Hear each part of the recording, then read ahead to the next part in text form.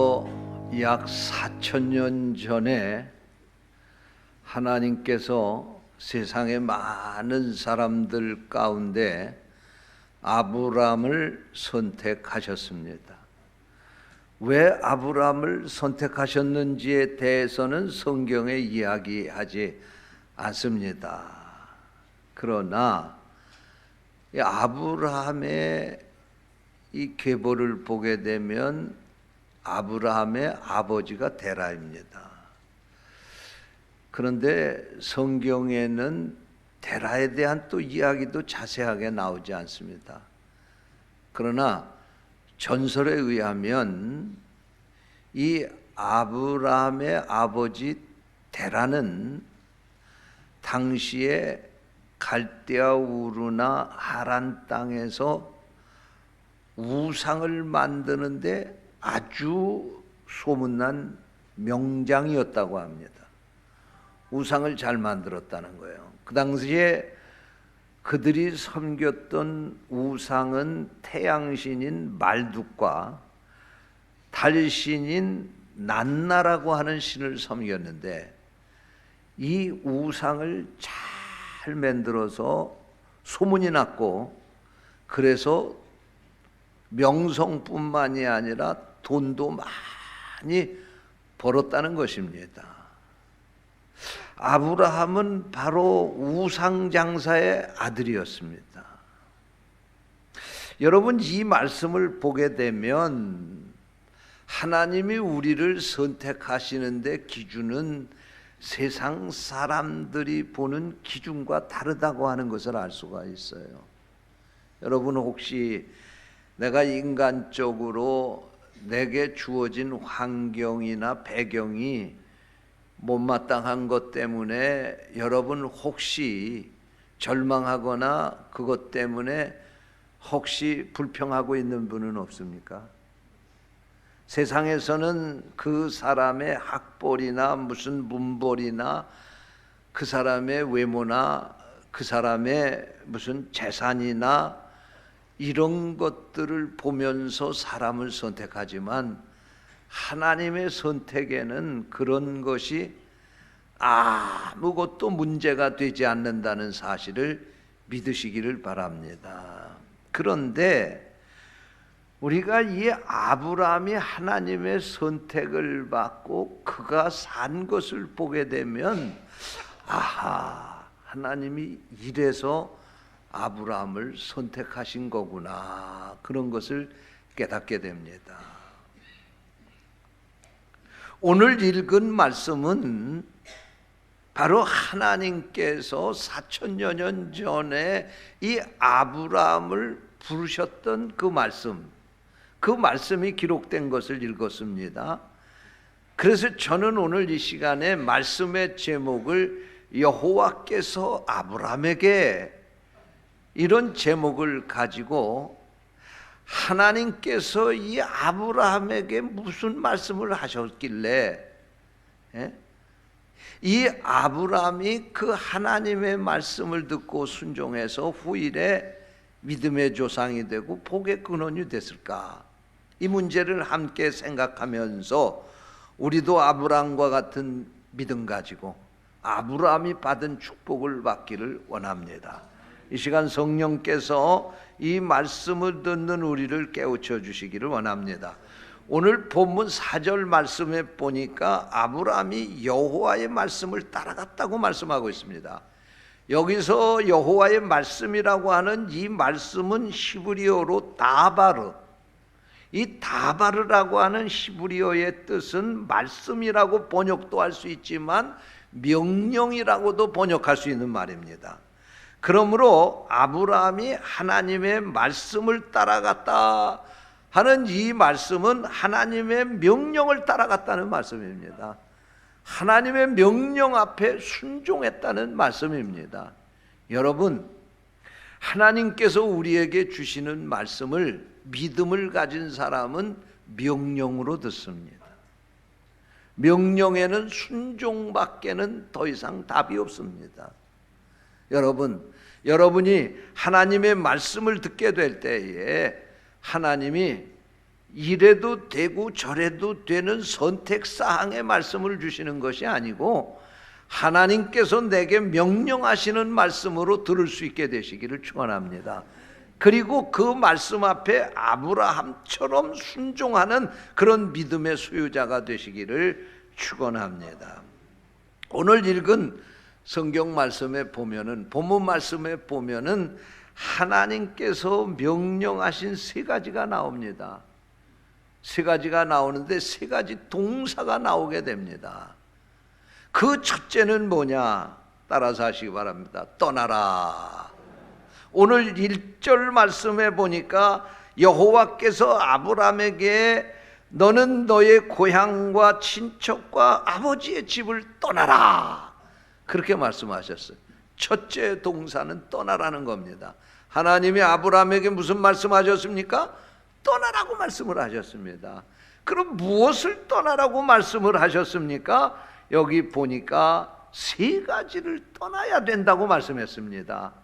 네 고향을 떠나라, 또 두 번째로는 네 친척을 떠나라, 세 번째로는 네 아버지의 집도 떠나라, 그렇게 말씀을 하십니다. 여러분, 이 말씀이 무슨 말씀입니까? 아브라함이 떠날 때에 고향을 떠나고 친척을 떠나고 아버지의 집을 떠나야 된다고 하는 이 삼중으로 말씀을 하신 것은 아브라함의 과거의 모든 것을 다 포기하라는 말씀입니다. 버리라는 말씀입니다. 할렐루야. 여러분, 누릴 게 있고 붙잡을 게 있고 소유할 것이 많은 그곳에서 떠난다고 하는 것은, 그리고 앞날도 알지 못하는 상황에서 떠난다고 하는 것은 결단코 쉬운 일이 아니옵니다. 그런데 아브라함은 이 말씀에 순종한 줄로 믿으시기를 바랍니다.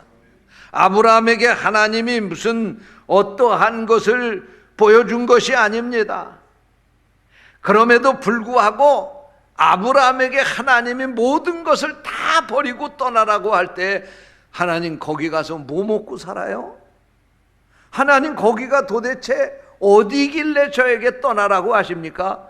떠나면 무슨 보장을 해 주셔야 떠날 것 아니겠습니까? 아브라함이 그런 핑계 대지 않았습니다. 아브라함은 이 하나님의 명령 앞에 지체하지 않고 순종했습니다.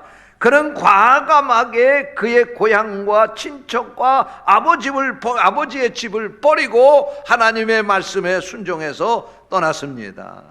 여러분, 아브라함이 하나님의 말씀, 이 하나님의 말씀에 절대로 순종한 것, 바로 이것이 아브라함을 복되게 한 것입니다. 사랑하는 성도 여러분, 때로는 하나님께서 여러분에게 여러분의 가진 것을 포기하라고 요구하실 때가 있습니다. 그러면 여러분 계산하지 말고 하나님의 말씀 앞에 순종할 수 있게 되시기를 축원합니다. 예수님께서 누가복음 14장 33절에서 이와 같이 너희 중에 누구든지 자기의 모든 소유를 버리지 아니하면 능히 내 제자가 되지 못하리라, 이렇게 말씀하셨는데, 여러분, 하나님이 떠나라고 할 때에는 그 이유가 있는 것입니다. 그런데 아브라함에게 왜 하나님께서 이 갈대아 우르를 떠나라고 하셨을까요?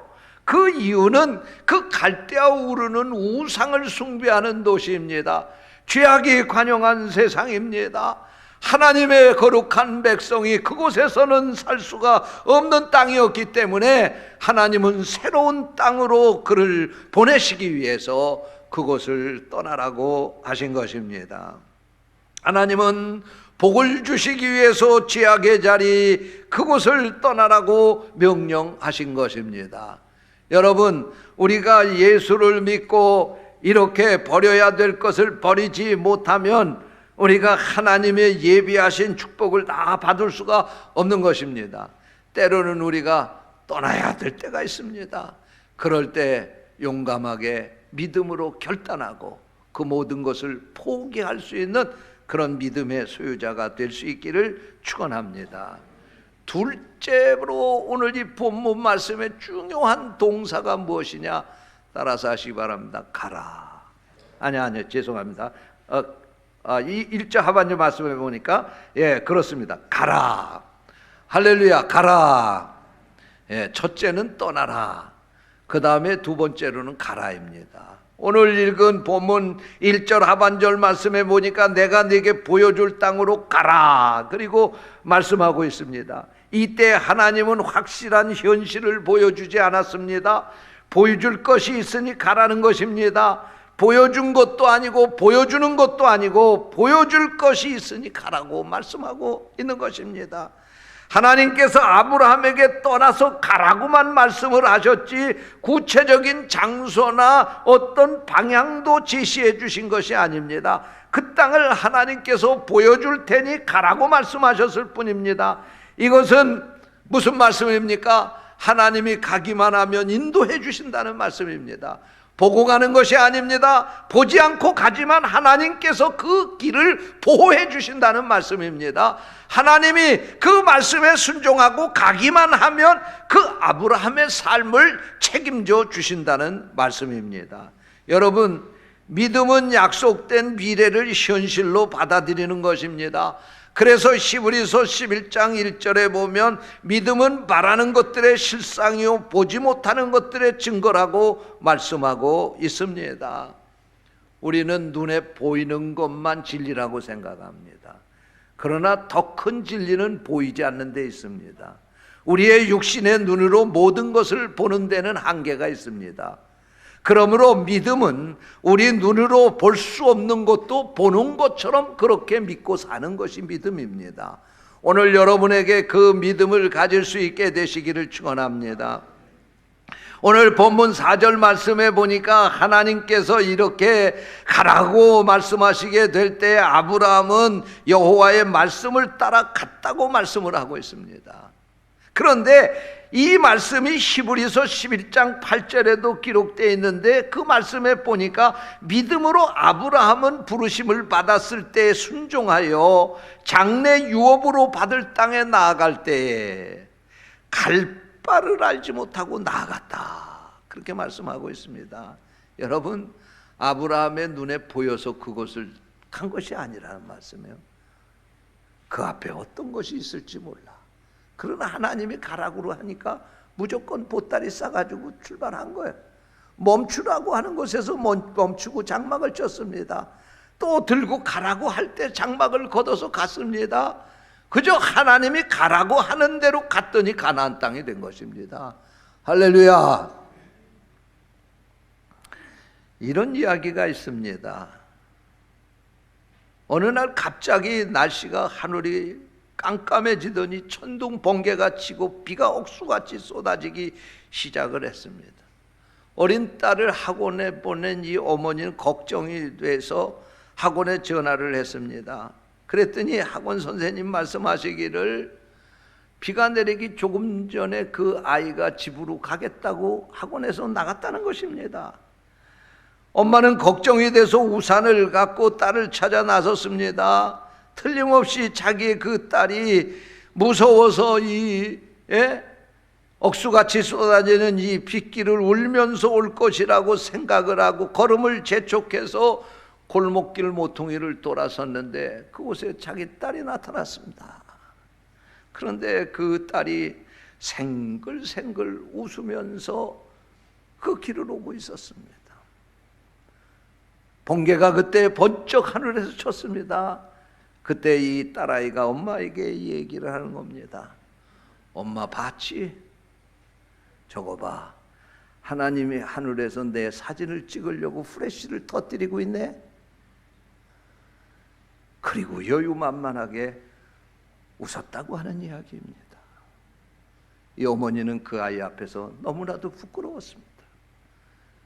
자기가 먼저 믿음 안에 살았고 이 아이에게 믿음으로 키운다고 했는데 자기 아이가 자기보다 믿음이 큰 것을 보고 몹시 부끄러웠다고 하는 이야기입니다. 여러분, 우리는 말로는 하나님을 믿는다고 하면서도 정작 우리는 삶 속에서 하나님을 믿지 않습니다. 그리고 우리는 하나님 앞에 봐야지 믿지 않겠느냐고, 봐야지만 의심하지 않겠다고 그렇게 말하면서 살아가고 있는 것입니다. 오늘 여러분의 믿음이 아브라함의 믿음과 같은 믿음이 되시기를 축원합니다. 아브라함은 보이지 않았음에도 가라고 하니까 갑니다. 어디로 가야 합니까? 하나님 거기에 지적도를 주세요. 하나님 내비게이션을 어디로 쳐야 됩니까? 하지 않았습니다. 그저 아브라함은 가라고 하니까 하나님의 말씀 따라 갔다는 말씀입니다. 오늘 이 믿음이 여러분의 믿음 되시기를 축원합니다. 셋째로 오늘 읽은 말씀 가운데 중요한 세 번째 동사는 따라서 하시기 바랍니다. 되어라. 할렐루야. 뭐가 되라고 하셨느냐? 2절 말씀에 보니까 너는 복이 될지라. 복이 되라는 것입니다. 예? 이 복이 되라고 하는 이 말씀은 3절 말씀에 보니까 땅의 모든 족속이 너로 말미암아 복을 얻을 것이라고 또 반복해서 말씀을 하고 있습니다. 그러므로 이 복이 되라고 하는 이 말씀은 무슨 말씀이냐? 내가 너에게 복을 주는데 너만 복을 받을 뿐만 아니라 너 때문에 다른 사람에게도 복을 주게 된다는 말씀입니다. 축복의 통로로 아브라함을 삼으시겠다고 하는 말씀입니다. 여러분 그렇습니다. 하나님이 오늘 우리에게 복을 주시는데요, 그 복은 나만을 위해서 주시는 것이 아니라 더 적극적으로 나를 통해서 남에게 그 복을 주시기 위해서 내게 복을 주시는 거예요. 할렐루야. 그러므로 여러분이 믿음 안에서 살아갈 때 여러분은 하나님의 축복의 통로가 되어야 됩니다. 여러분이 예수 믿는 것 때문에 여러분의 가정이 복을 받고, 여러분 우리 부모가 예수 믿는 것 때문에 자녀 손들이 복을 받고, 우리 예수 믿는 사람들이 가는 직장에 여러분 때문에, 예수 믿는 여러분 때문에 그 직장이 복을 받고, 여러분 때문에 여러분의 조국인 대한민국이 복을 받고, 여러분이 바로 그런 축복의 통로 노릇을 해야 된다, 그런 말씀입니다. 딸이 시집 가가지고 그 시집에 가서 축복의 통로가 돼야 돼요. 여러분, 우리 예수 믿고 우리가 복 받은 것은 하나님이 나만을 위해서가 아니라 나를 통해서 남을 복 받게 하시기 위해서 나에게 복을 주시는 거예요. 믿으시기 바랍니다. 그래서 성경을 보게 되면 야곱이 형 에서에게 축복을 가로채 가지고 도망을 가서 외삼촌 라반의 집에 가서 20년 살다가 오지 않습니까? 라반이 20년 살다가 오는 야곱에게 이야기를 합니다. 성경 말씀에 보니까 창세기 30장 27절에서 이렇게 말합니다. 여호와께서 너로 말미암아 내게 복을 주신 것을 내가 깨달았노라. 라반이 야곱이 자기 집에 와서 살고서부터 하나님이 그 집에 복을 주신 걸 알았다는 말씀이에요. 이 야곱이 바로 축복의 통로가 되었다는 말씀입니다. 또 여러분, 요셉이 애굽으로 팔려가서 노예 생활을 하지 않습니까? 보디발의 집에 가서 노예 생활을 하게 될 때에 하나님께서 그 보디발의 집에 요셉으로 인해서 복을 주셨어요. 그것뿐만이 아니라 요셉이 그곳에서 누명을 쓰고 감옥에 갇히게 되었는데, 그가 바로 왕의 꿈을 해몽을 하고 애굽의 총리 대신이 되지 않습니까? 그때에 하나님께서 이 요셉으로 인하여 애굽에 복을 내리셨다고 성경이 전하고 있습니다. 여러분 그렇습니다. 여러분이 바로 이런 존재가 될 수 있기를 축원합니다. 여러분이 하나님의 축복의 통로가 되어서 여러분이 가는 곳에 여러분이 복을 줄 수 있게 되시기를 축원합니다. 여러분, 이 세상이 문제가 많은 세상이지만 사실 따지고 보면 결국 나 하나의 문제라고 생각이 됩니다. 왜? 내가 복의 근원이 된다고 하면 이 세상의 어떤 문제도 다 해결을 할 수가 있어요. 오늘 여러분이 바로 그 복의 근원이 되시기 바랍니다. 내가 복이 될 때 가정도 살릴 수가 있습니다. 내가 복이 될 때 자녀들도 살릴 수가 있습니다. 내가 복이 될 때 직장도 살릴 수가 있습니다. 내가 복이 될 때 세상도 살릴 수가 있습니다. 여러분, 소돔과 고모라 성이 죄악이 관영해서 멸망을 당한 것이 아닙니다. 의인 10명이 없어서 멸망을 당한 것입니다. 그곳에 정말 믿음으로 사는 의인 10명이 있었다고 하면 멸망당할 세상도 하나님이 구원하셨을 것입니다. 그곳에 축복의 통로가 될 사람들이 없었기 때문에 그렇습니다. 사랑하는 성도 여러분, 아브라함처럼 여러분이 바로 그 복이 되시기 바랍니다. 여러분이 축복의 통로가 되시기를 주님의 이름으로 축원합니다. 기도하겠습니다. 하나님 감사합니다. 오늘 우리에게 귀한 말씀을 주시고 아브라함에게 하나님이 떠나라 가라 말씀하시게 될 때 아브라함이 하나님의 그 명령 앞에 절대 순종하고 그 명령대로 행했습니다. 그때 하나님은 그를 축복의 통로로 삼으셨어요. 그의 후손이 하나님의 선민이 되었고 그의 백성들, 그의 후손들이 하나님의 축복을 받는 이스라엘이 되었습니다. 하나님, 오늘 우리에게 아브라함과 같은 믿음을 주시고 우리가 아브라함과 같은 축복의 통로로 살게 하여 주시옵소서. 주님의 이름으로 간절히 기도하옵나이다.